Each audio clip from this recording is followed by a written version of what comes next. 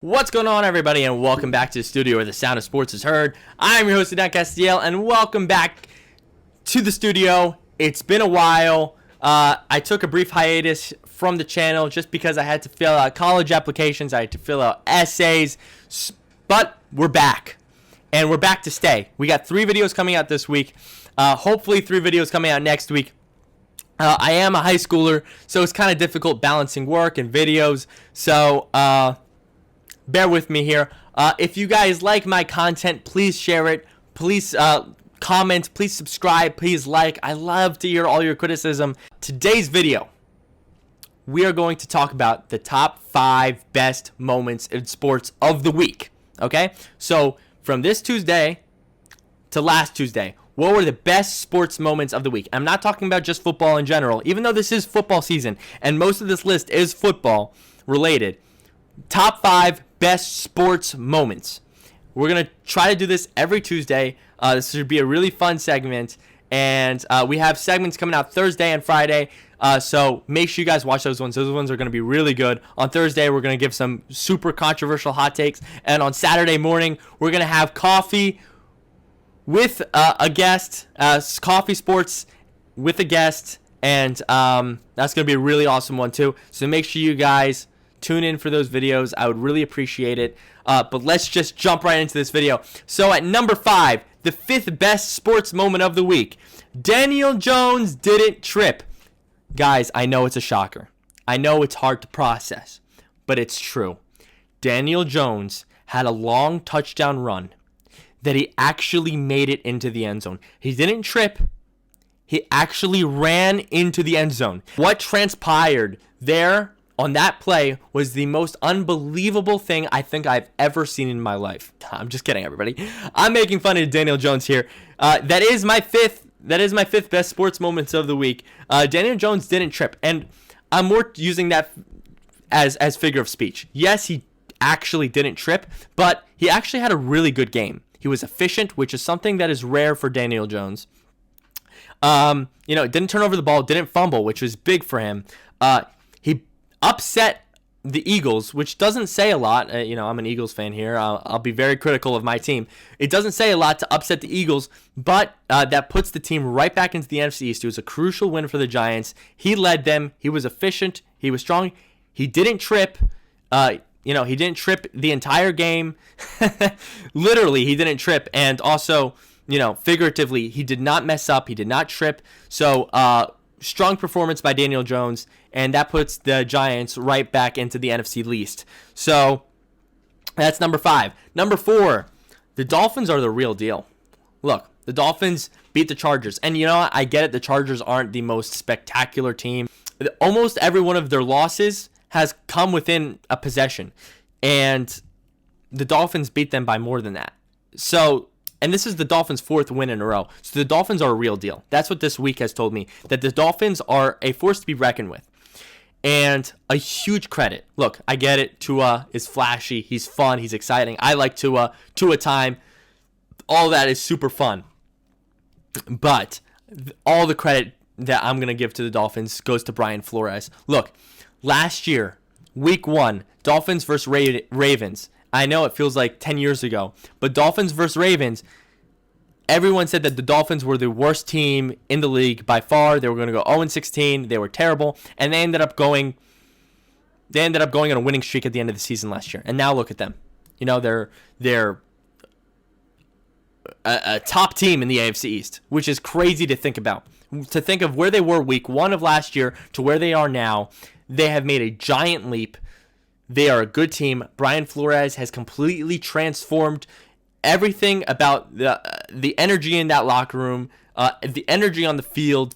Tua Tagovailoa, he's flashy, he's exciting, he looks really good. So the Dolphins are a real deal. Do not count them out. Speaking about not counting teams out, the Patriots.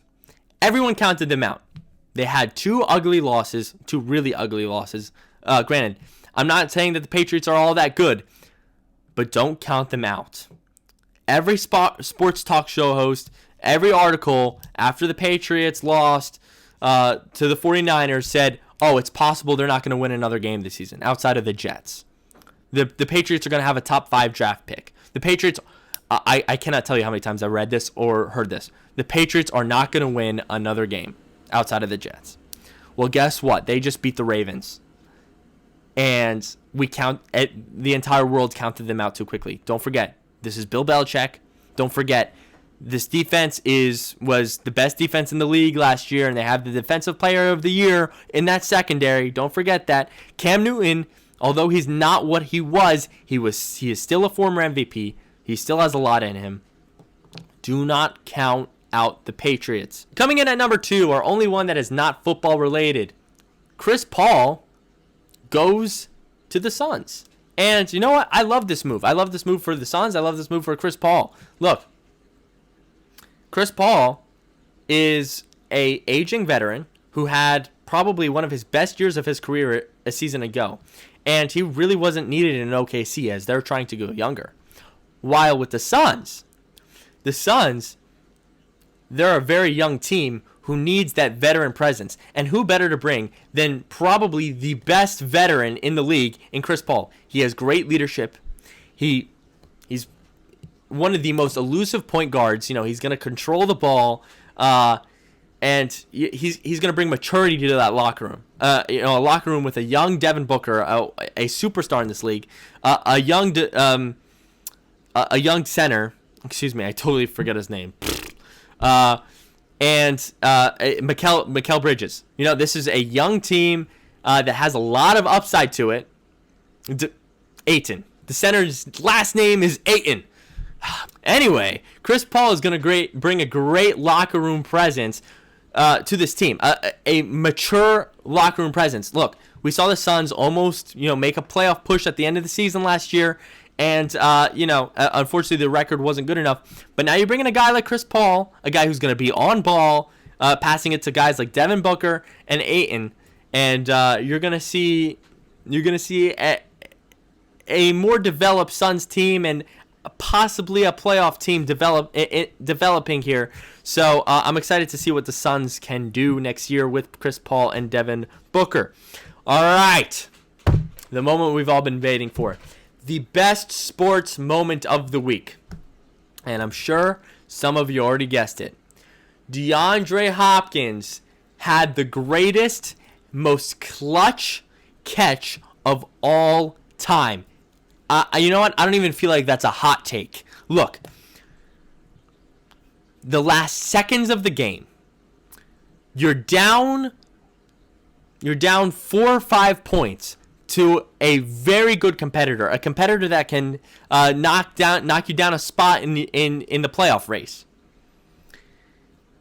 Kyler Murray scrambles out of the pocket, throws it off balance, 55 yards down the field, and there's DeAndre Hopkins with 3 to 4 guys surrounding him, jumping up at the perfect time. The defense at that play wasn't bad. 3 guys got their hands on the ball. DeAndre Hopkins somehow manages to rip the ball out of everybody's hands and come down with it. The most unreal, the most clutch catch of all time. Look, there is maybe 1 or 2 other receivers in history that can make that catch. Calvin Johnson and Jerry Rice. And even then, I'm doubtful that they can make that catch. Well, we've seen Megatron make a catch like that. But you know what? Even DeAndre Hopkins, I feel like if he was given that opportunity to catch that ball 10 times, he only catches it once. That was such a rare and clutch catch. It is the greatest catch of all time. It was clutch. It was a game winner. Look, I get it. Okay, Odell Beckham, he had that 3 one-handed catch falling back. It was insane. I'm not taking that away from Odell, and that is what people refer to as the greatest catch of all time. But when you're jumping over 4 people for the game winner, a 55-yard bomb, I'm sorry, that is the greatest catch of all time. You cannot convince me otherwise. I'm not even. That's not even a hot take. It's the greatest catch of all time. I hope you guys enjoyed this segment. There's going to be another one just like this a week from now. So please please subscribe, please like, please share, please comment. I want to see it all happen. And thank you guys so much for watching. And as always, I will see you in the next video. Have a good one.